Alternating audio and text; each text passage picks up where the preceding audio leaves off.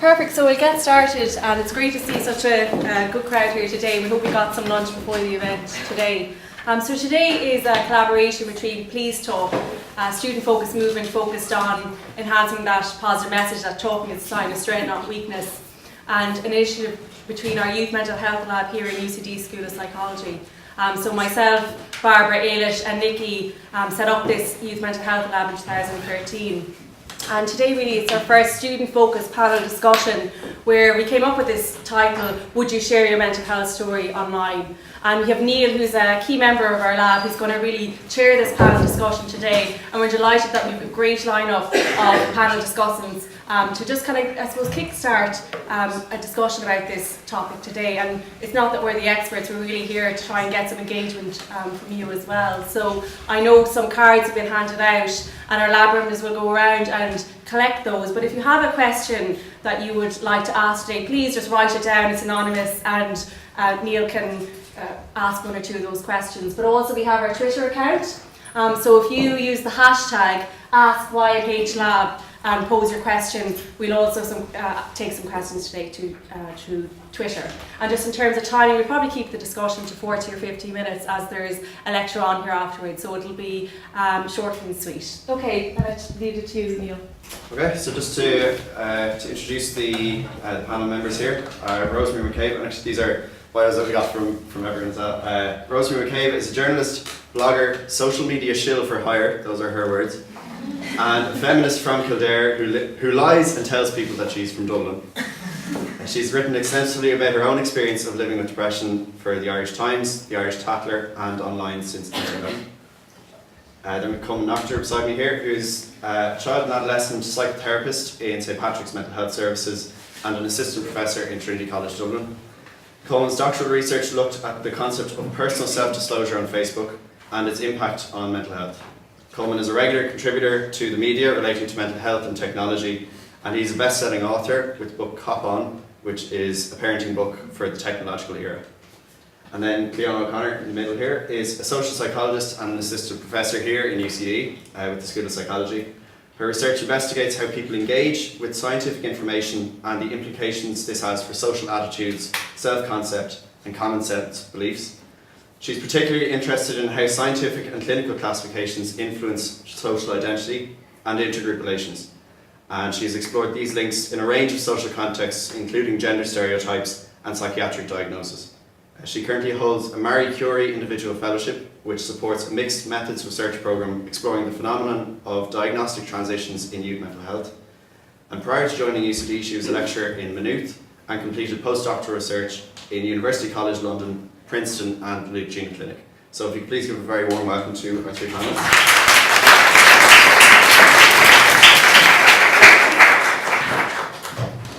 I'd just like to start the discussion, I suppose, with a more general question about, why do we share things on social media? And what's when we're why do we actually self-disclose on online platforms? Now, I know, Colman, your research for your PhD essentially focused on that, so I might start with you for the... Yeah, well, I suppose my interest in that area came from, I suppose, my own personal experiences of sharing material. If I could burden you with a quick story, when my daughter was born in 2011, it was my first experience of sharing a picture on Facebook. So I took a picture of her, put it up there, and then over the next 24 hours just kept getting all the pings off the phone of the likes and the comments, and it was all lovely, ego massaging, positive, lovely child, lovely name, lovely baby, lovely, lovely, lovely. And then it started to slow down, and I was kind of saying, oh, maybe the signal in Mount Carmel isn't great, leaning out windows and whatnot, kind of seeking it, I guess. And then as it petered out and plateaued and finished with a rather impressive 79 likes and 54 comments. And I was delighted with that until I realised I had 126 friends. And then I went, hang on, do 37 people think my child is ugly? So I went back into Facebook and checked people who hadn't liked my picture. Did you really? Yeah. Amazing. And I just said to myself, look, Colman, at the time I was 37 years of age, I'd been through 7 years of personal therapy, I was the icon of what it was to be well psychologically adjusted. That wasn't a joke, but if I could be affected in that way by this, what is that like for a 13-year-old girl who's trying to find her way in the world. And so I began to look at that area, and then I was just really interested in that validation, or boy, indeed, but from the point of view of that, the feedback, what was the experience of it like, what motivates us to do it, and I guess what's the function of it for ourselves. I felt there was something deeper going on in that, and then that's what led me to the research. So my research suggests that nothing is random, that there's a purpose, intent to everything that we share. So even if it's you're sharing a music video, it's more about an announcement of our identity. It's not so much, I want you to listen to this music, it's I want you to align me to this band, so I get this music, this is me. So it's an announcement of identity as opposed to its purpose being shared just on its own. There's a certain degree of rumination, like my own experience, that lots of people would experience in terms of when they put something out there, waiting to see what response it gets. And I guess we all seek the gaze of the other. We all see ourselves through the eyes of the other. That's what's known to us. But when we seek the affirmation of the other, we also put ourselves forward for the gaze of the mob, I guess. And so the gamble of self-disclosure was I seek something, but I also risk something else. And that was the core, I suppose, message through the findings of my PhD, that although we know the risks, that perhaps there is possible negative stuff coming back, the positivity or the social capital or whatever is to be gained from that can sometimes trump that in some ways, and that's what drives us to do it. Again, what was really interesting was trying to define what self-disclosure was. So what privacy is for me might be something totally different to somebody else, and looking how the lines of public and private have changed over the last decade or so. Asking a 21-year-old what age they are is very different to asking a 75-year-old, from that point of view. So trying to even decide what is considered disclosure or personal disclosure and whatnot was a real challenge, I guess, in the first instance. So especially with what you're talking about with identity there, and I know, Cliódhna, this might link in a lot with your own research, that when a young person is disclosing something about their mental health online, does it become a little bit more complicated than when it relates to their identity? So I think one of the fundamental psychological appeals of social media is the opportunity it presents for identity construction. So this is in our everyday interaction throughout our whole life. A fundamental kind of underwriting aim is to engage in some kind of impression management. So try and promote a particular image of ourselves in other people's minds. And in our face-to-face interaction, we try to do that, but we have a relatively limited amount of control over what those impressions end up being. We talk to people, but we rarely get the opportunity to kind of engage in an extended, elaborated exposition of exactly what the reasons were, why we behaved in that way or why we responded in that way. And I think what social media does is gives you the opportunity to do that in a very deliberate way. To present your narrative of yourself to other people in a kind of thought out, considered, you can construct that narrative in a thought out way in your own time and then present that to other people. And I think that's important, particularly for people who are experiencing mental health problems, or indeed people from any kind of stigmatized identity category. Because often these are people who have a particular narrative imposed on them. So it's assumed that you're female, therefore you behave in that way. You have depression, therefore you behave in that way. And the reasons why you behave in that way is because X happened to you in your childhood, or your brain dysfunctioned in this certain way, or whatever that dominant narrative is. And I think what social media does is that it gives people a chance to construct a narrative that resonates with their own subjective experience and then disseminate that out into the wider community. So I think that's one of the main appeals and motivations for why people engage in that. Okay. Rosemary, because you've actually been through the experience of disclosing your depression online and that kind of stuff, like first, what was the motivation for it, and was there anything about the experience that you were taken aback by, or were you expecting an onslaught of stigma as you were doing it, or was it something that you felt was a positive experience, or? This is a really weird experience because I feel like I'm the guinea pig, like in two sides discussing what happens to guinea pigs when you do this to them, and then it's like, well, you did this, so what? I mean, I guess when I first I wrote a piece in the Irish Times about suffering from depression about 2 or 3 years after I'd been diagnosed, and when I had been on medication and I was in therapy and I was doing kind of quote unquote well, whatever that means to me or to you or to anyone. And I decided that it would be, I thought that it would be valuable to share that with people because I think that Ireland still has a massive stigma about taking medication, and especially about taking medication long term. That whenever we talk about people being on antidepressants, the next question is kind of like, well, are you going to come off them? And what's your plan to come off them? Whereas for me, it was like, I'm staying on these forever. Like, I feel great. This is my life now.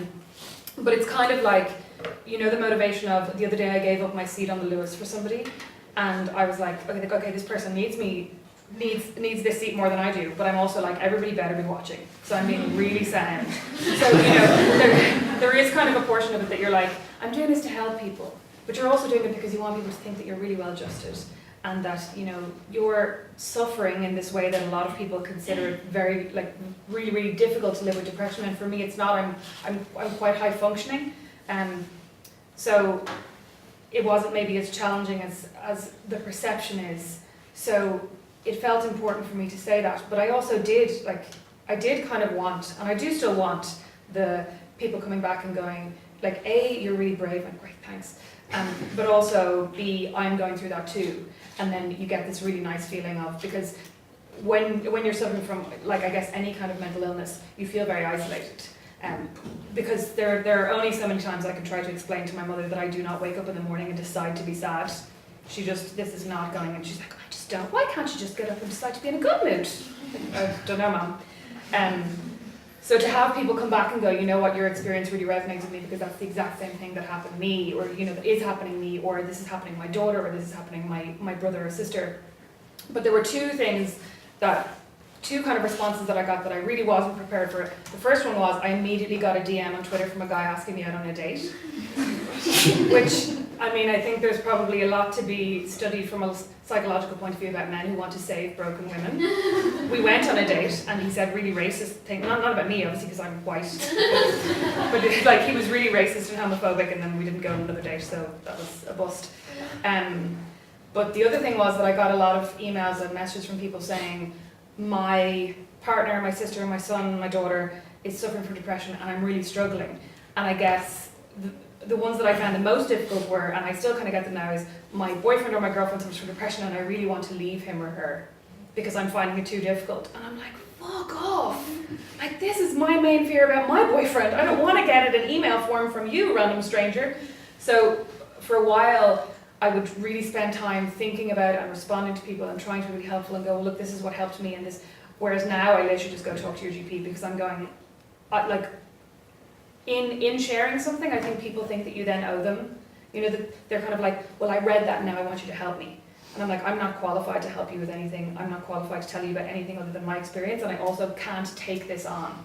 And I've got a few really difficult, really harrowing messages from people whose kids are suffering or whose teenagers have tried to take their lives, or from a teenager who was saying, my one, probably the most difficult one that I got was from a girl who said that her father had been sexually abusing her for years. Her mother didn't believe her, and she wanted to go, or she'd been to see a doctor and she'd been to see a psychiatrist, and the psychiatrist recommended that she start going on medication and suggested that she had PTSD and she should see this person and that person, and her mother flat out refused, and she was going, what do I do? And you're reading this email going, oh my god, this is a very, very important, but it's also I don't know, I'm nobody to you.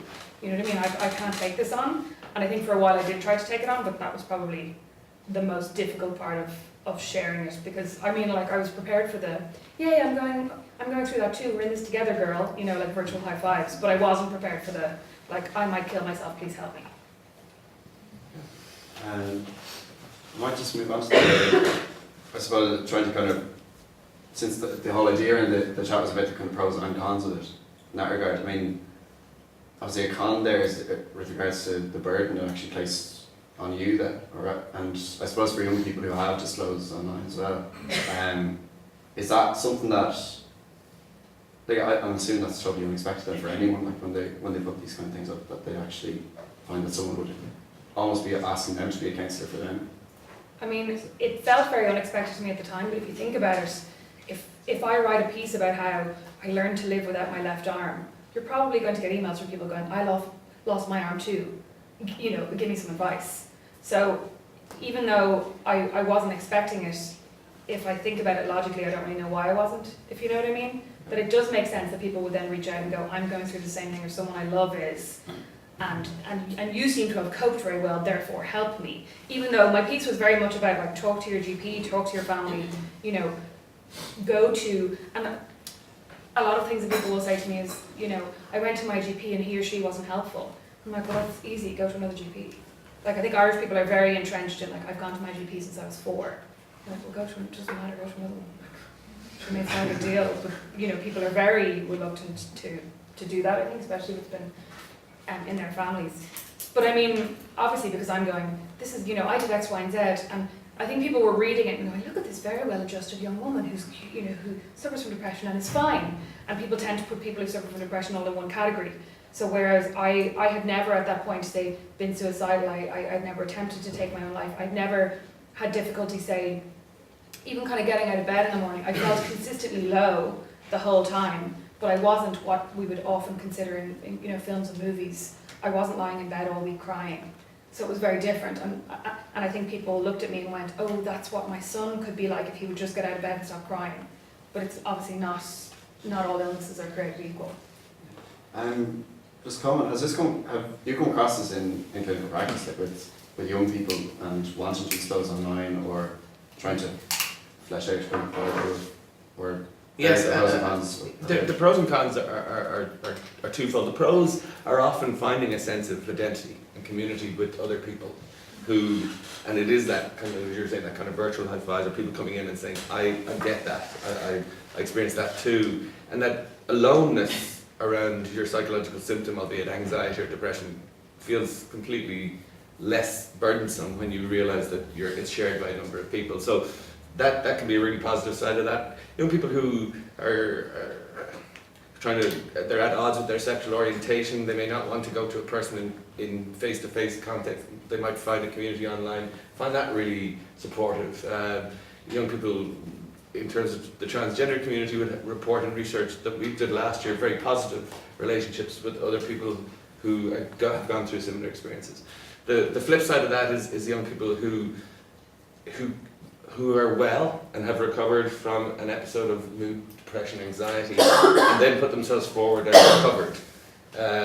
Oftentimes, depression can return in different guises and forms. Anxiety can return, and once you set yourself out as the recovered, then you have to carry the burden of the help requests and the advice, and you almost become a kind of a guru for recovery, which is a huge responsibility when you are managing your own mental health problems at the same time, which you will have an off day, you'll have an anxious day, you'll struggle.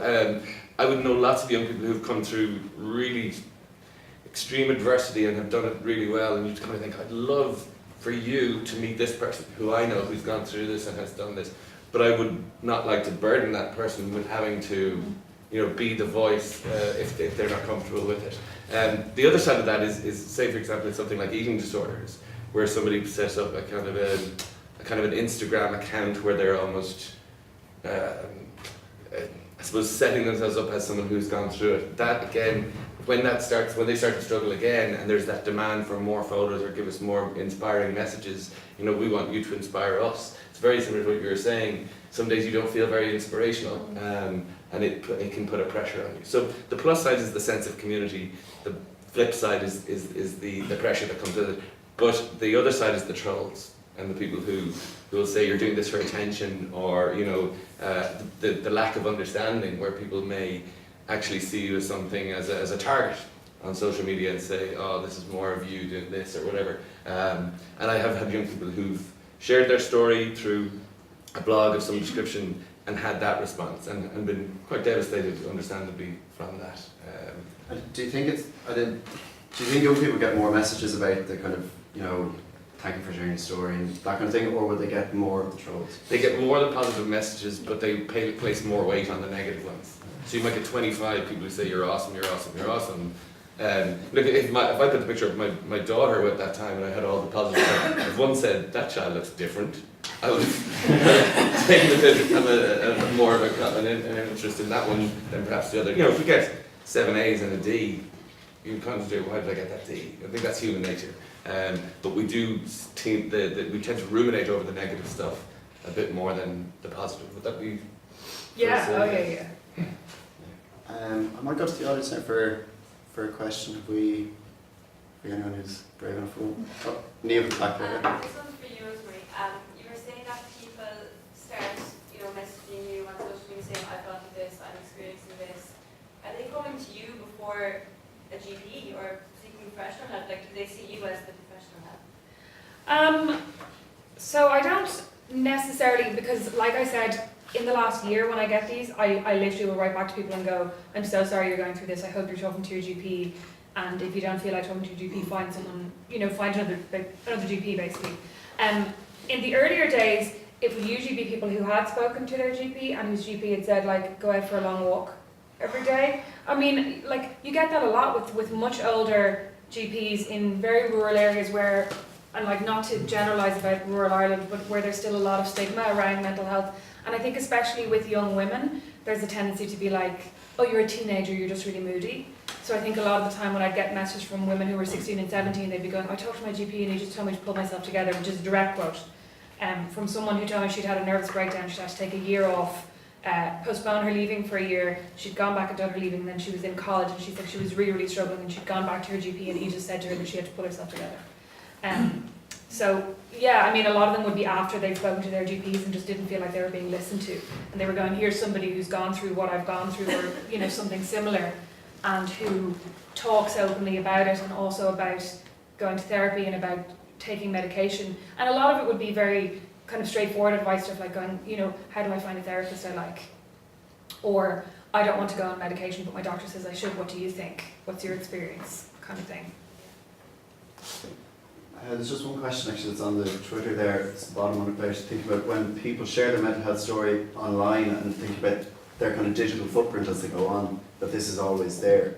Is that something that young people think about enough? Do you think? Fiona, what's I think the issue of internet literacy is very, very important as a precondition for people disclosing any kind of sensitive information online. And I think, when you talk about the responses that people get in terms of, either negative or positive responses that they get into their inbox, that's only actually a small minority of the responses that their communication has actually elicited in people's minds. Most of that is invisible. Most of that people are not aware of. And it could be the case that you say something online, you divulge certain personal information, you get mostly positive responses back to that. As far as you know, that's all gone fine. Then you apply for a job a few years later, your employer Googles you, your employer has some unfortunate type of association or stigma about the type of experience that you've disclosed, and that disadvantages you in the process. So I think it is really important to be aware that if you choose to disclose something online, that is most likely a lifelong decision. That information will always be there in some form or another, barring some kind of apocalyptic event where the internet is destroyed. And you are not able to anticipate how that information will be used in positive or negative ways. So it's very difficult to weigh up the costs and benefits of that when it is invisible and occurring over such a long time period. Do you feel that there is an appropriate way to do this then?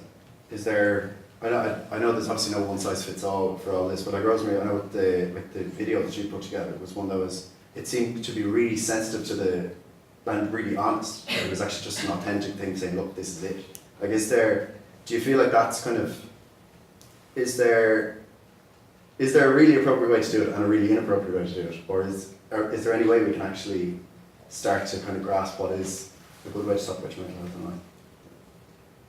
Yeah, I mean, I guess it is no one size fits all. So, if somebody was coming to me now and going, "Do you think I should disclose this?"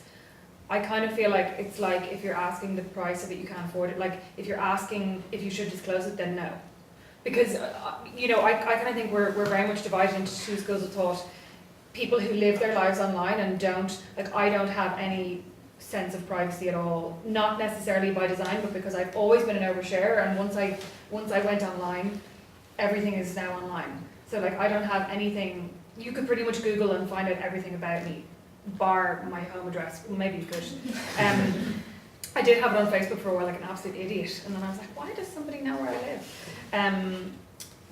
So and then I think there are the other side of people who are like, I would never put up a picture of me drunk, or I would never. Remember when we used to worry about that with employers, and now it's like totally advanced. But like I wouldn't put up a personal photograph, I wouldn't put up a photograph of my child. If you're somebody who has any, I think, reluctance about sharing things online, then your mental health story is the last thing you should be sharing. Do you know what I mean? That if you're kind of like, oh well, I'll share this, but I'm kind of a private person, then that's not something that you want to be sharing. And I think if you're going to ask the question, should I share it, then you probably are not, that's not for you. But I don't necessarily know in hindsight if it was for me. And I mean, it was because I did it, but I don't know that I would necessarily do it again, and I don't know that I don't regret it, because it was difficult. And I think for a while as well, I felt like I kind of had to keep talking about it, because I'm like, well, I've opened this door, and I've made myself this kind of spokesperson, which is kind of an egotistical way of looking at it, but that's what it felt like.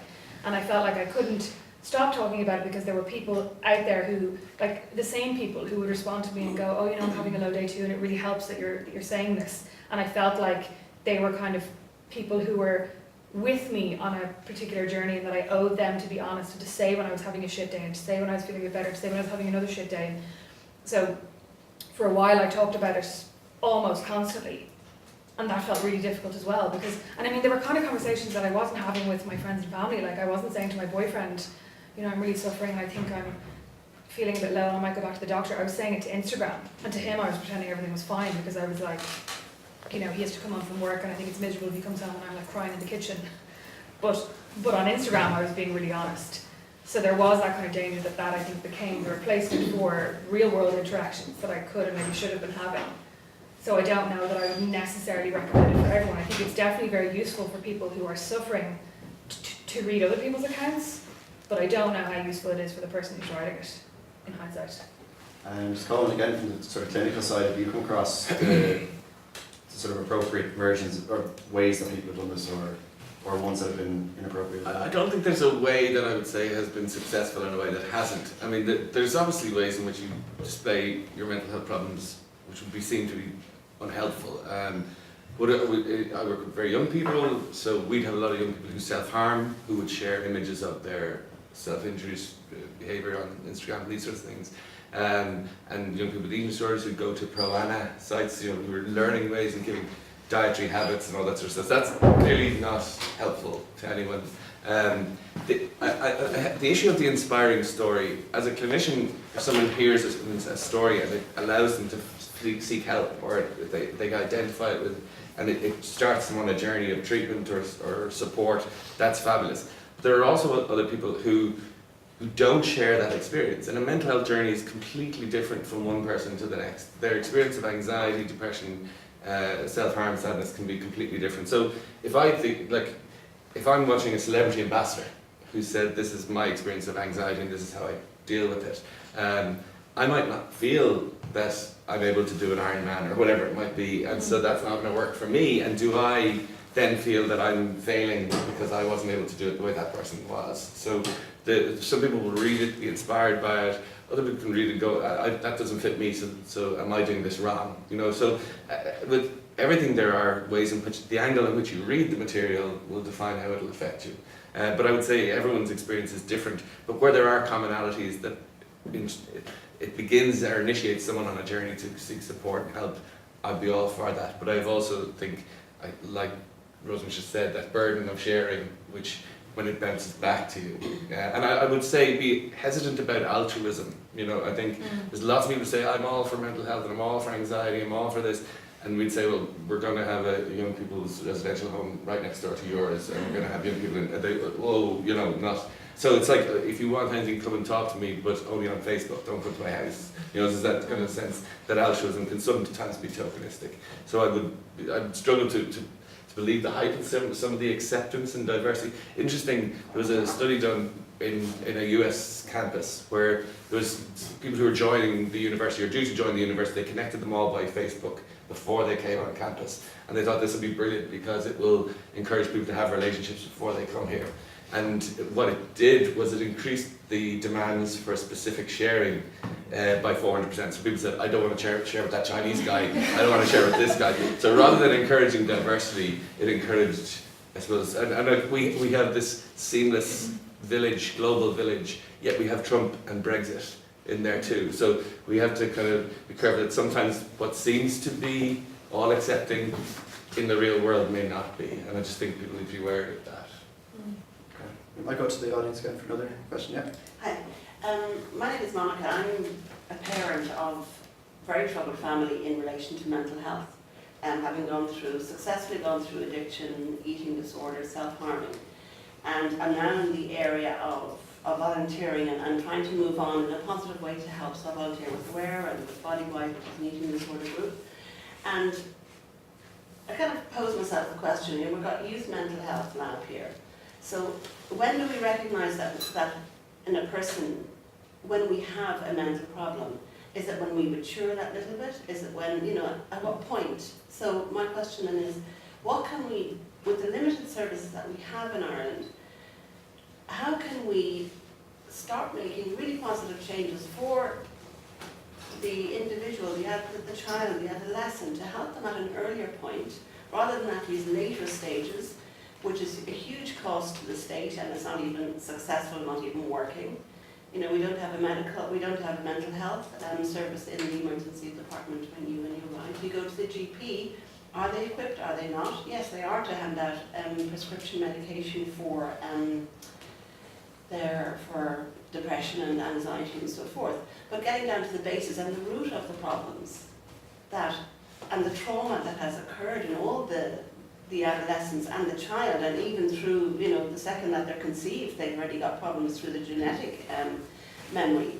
So what can we do to change in a positive way to help our young, small youth going forward? I mean, that's probably open to anybody. I know it's a very loaded question, and we, for instance, you know, Colman, for you in the area that you're in, you'd have a lot of people coming to you privately, and that's, you know, huge funding for families and so forth. But where the, you know, lower socioeconomic group, and even for the, you know, those that have the finance, it's still hugely costly to put all those expenses into one or two children that need problems, or young adolescents or adults.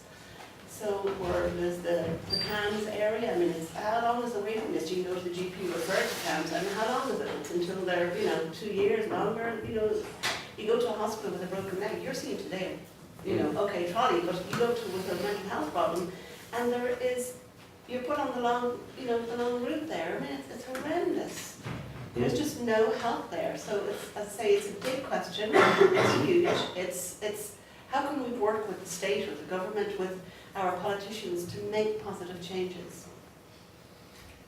I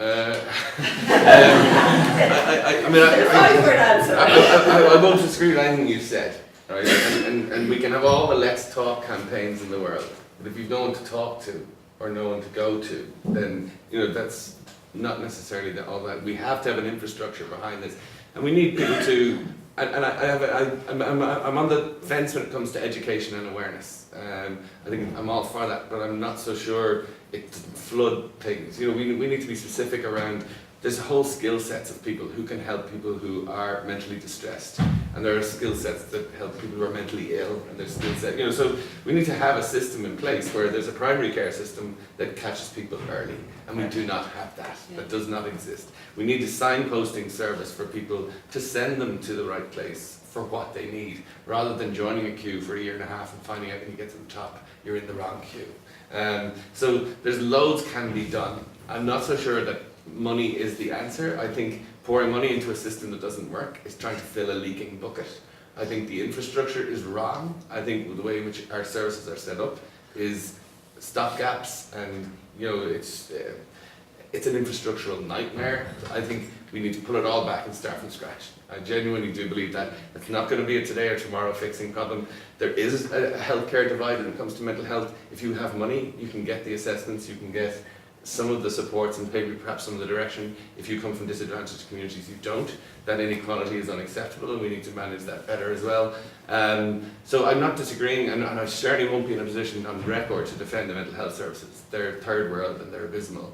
But from the point of view of what we do need to do is do what we can outside of that. And there are really good services out there who are trying to signpost people. There's Reach Out, there's Spun Out, there's all these kind of online services. But I think perhaps people would be more inclined to go to somebody like yourself than maybe even those websites sometimes, because of the identification of the story. I'm not saying we need to have more people with identifiable stories. We just need to have somebody for who to come to you, for you to be able to send them somewhere other than a GP. Do you know what I mean? And we just need to be creative and find different avenues of entry.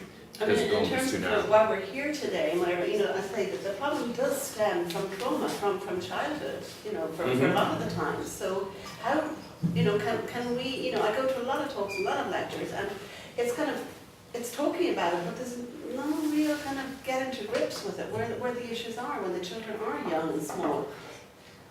To the teachers, do they need to be taught, in a different way? So they're there with the kids during the day if they do go to school, so, that puts a different impact then on that role. I am conscious of time with this, and I know it's an area that's probably not tapping into the exact topic of what we're going on to, but maybe afterwards if we could maybe discuss would that be, okay, just My name's Anna, I'm a student advisor here in UCD, so I'd firstly like to thank you very much, because I'm a dinosaur and a Luddite when it comes to social media, and I know very little about it, so I'm learning a lot here today, and thank you for that. My question for the panel is, do you believe that students can be supported, or anybody can be supported really, in online counselling? Do you think that's a way forward? Or is that something that has too many pitfalls? Because I suppose I'm used to meeting people as a way of supporting them, and insofar as out of email or other content, it would be to arrange a meeting to provide support. Do you believe that we should be working towards an online, I don't know how controversial that is, but I'm just really curious to know if online sports, and I heard you mentioning, is there research at this point? Is there any information or views on as well? That's the direction we should all be going, because I've heard people advocate for online counselling services. Yeah. There is research on it, and the research on it is mixed. So there are some studies showing that it can have an equivalent, so say an online course of CBT can have an equivalent effect to face-to-face CBT. More studies showing it's less effective. But I think probably the overarching conclusion is that online methods can be really helpful in expanding limited resources, but as a complement to some level of face-to-face service provision rather than a replacement of it. I think another element to that is, as a healthcare system, we are very risk averse. So the idea of having an online communication with someone with a mental health problem, the thought always goes to, what if it's a suicidal person on the other end of the line, and I'm the last person they talk to, and something happens, and then I'd be in the dock legally. So from the point of view, I don't want to take that risk. So rather than provide the service at all, we allow the kind of worst case scenario to determine what we do in some respects. So in my view, they're better than nothing for sure, and we should have them. Rather than have people on wait lists, if we can access them through information or through support, through whatever means possible, it should be looked into. But I think as a healthcare delivery, there is probably a risk averse element to that. Can I just very quickly follow on from just because I think you're absolutely right, and there's some very nice work being done in Australia where they're looking at particularly having online counselling, but using actual people face to face, but they're in different time zones. And it's a really clever way of actually getting support for people. So these would be professionals but in different time zones, and Australia using this quite a lot as part of their service delivery in one of the models they have in Australia.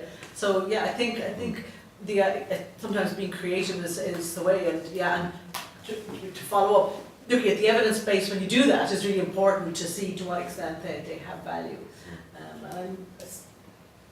I know Brendan had a question a minute ago. I guess it's kind of related, just the idea of online counselling, in that it seems like you're not competing with other types of counselling, but you're competing with the algorithm, with the fact that social media is providing people with an echo chamber of the sorts of messages, and it just seems like it's so big to counteract. and I just wonder if you have any thoughts on the putting stuff out there, that maybe the D among your A's that you don't want to dwell on, you put the D out there, and that's it seems like you might be breathing life into some of these things, and then the social media is giving you that back. I don't know if you've any thoughts on that as the competition we're up against. I'm not really sure what you mean. No, that when you're putting these problems out to the world, genuinely looking for support, that inbuilt into social media is that you will be presented back with the sorts of things you always look for, and so you end up seeing what you expect you'll see, and that might necessarily be the sorts of supportive messages that as experts you might want someone.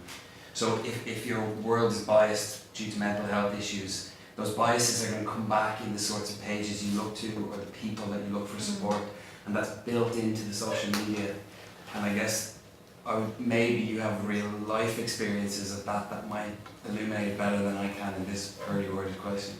Yeah, well, I mean, it's definitely true because I would be, kind of middle class, relatively well educated, and the responses I get back are from middle class people who are relatively well educated and liberal and open-minded when it comes to mental health concerns. So when I do get responses that are kind of the trolls, they're very much the anomalies, and it's really easy for me to go, oh, that's, I kind of take it to heart. It depends on my mood.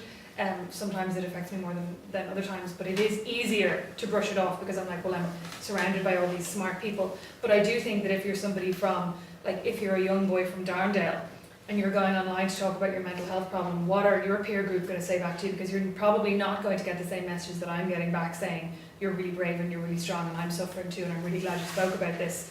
You know, if you're a 17-year-old boy and most of your social media circle is 16 and 17 and 18-year-old boys, with a few of your family members who maybe aren't very well educated or aren't very well educated when it comes to mental health. Like a friend of mine's a teacher in a school, and one of her students, he has an incredibly low IQ, and he has ODD and he has ADHD and all of these different behavioural disorders, and they want to put him in a particular unit, and his mom came into school and said that her son was absolutely not going into a school with cappers. And I mean, I'm not judging her for that either, but I'm kind of going, that's often the level that you're dealing with. So it does really depend. Obviously it has been much easier for me to talk about my mental health story than it would be for somebody from that kind of environment. And I also think that it probably would be more important for them to talk about it than me, because I'm already getting support from my parents and from my GP, and I can afford to go and pay for private therapy. And, I have all these things there, these supports already. But if you're somebody from a very different background with a very different social circle, both online and off, it might be more important for you to find a way to talk about it, but I think online probably isn't it, because you're not going to get the same responses that I'm getting. Just to finish then, I suppose, because this is maybe we're going towards the end, but I know because there have been a lot of cons, we're going to try to finish maybe on a more positive one, but what do you think are the positive ways in which we can use social media to improve or to foster positive mental health? So one that's been kind of alluded to is this social identity function. So one of the most important factors in our mental health, and also increasingly it looks like in our physical health, is the number of meaningful group memberships we have, both in quantity and quality. And I think what social media offers for people who are having experiences that might be rare or that might be stigmatized enough that they don't hear about other people experiencing those things in real life, social media offers an opportunity to connect with similar others who are going through that experience. And there's quite a lot of research showing that to the extent that engaging in social media or any kind of online communication with people who are going through similar things, to the extent that increases measures of social identity, that positively affects the onset, maintenance and remission of mental health symptoms. That's one thing. Well, I think one of the really practical things that I think not enough of us do is we need to try harder to be an ally to people online. So a lot of the time I'll get people, trolls just kind of tweeting me whatever. And actually the most meaningful part of those interactions are when other people get involved and go, would you piss off, you're just a troll, or, you know, don't listen to that person, or other people kind of wade in, because you can feel very alone sometimes when you're kind of having a discussion with somebody or battling something when somebody's being very, like, deliberately hurtful or deliberately offensive. And I think sometimes when we see that happening online, we kind of tend to go, and like I do as well, that I'll kind of go, oh, that's awful, and then I'll go and like do something else. Do you know what I mean? Instead of actually wading in and going, listen, I don't know who this person is, but you're brilliant, and like, don't listen to them.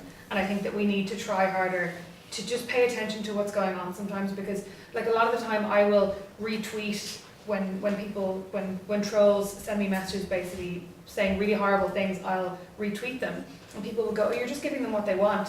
I'm like, I actually don't care what they want, I care what I want, and what I want right now is for 10 of you to tell me I'm brilliant. You know what I mean? That I'm like, this is really upsetting, and I need people to wade in and go, that person's not right. And the only way that I can get you to see what they're saying is by retweeting them and going, hey guys, like, help. But I think sometimes people aren't, like, I'm ballshy, you know what I mean? So I'm okay with going, like, I need you all to weigh in here, but sometimes people aren't. So I think if we see those interactions going on, it can be really helpful to wade in and go, like, I have your back, even if it's somebody you don't know that well, that you just follow on Twitter and have conversations with, and you're seeing that they're being attacked or being kind of vilified, to get involved and to be on their side in a very active way. For me, I mean, I'm in this job 20 years, I mean, I remember a time where, you know, I started out as a psychiatric nurse, and when I told people what I did in that time, they would say, Jesus, do you get stabbed? You know, there's that kind of a question. that was the kind of the asylum behind the walls of this kind of, you know, everyone gets tea with milk and sugar in it, whether you want milk and sugar. You know, that was the asylum at the time. And I've seen that change so much. It's changed so much because we've taken down the walls, and social media leaves us accountable, and we have to, you know, almost invite the cameras in, if that makes sense.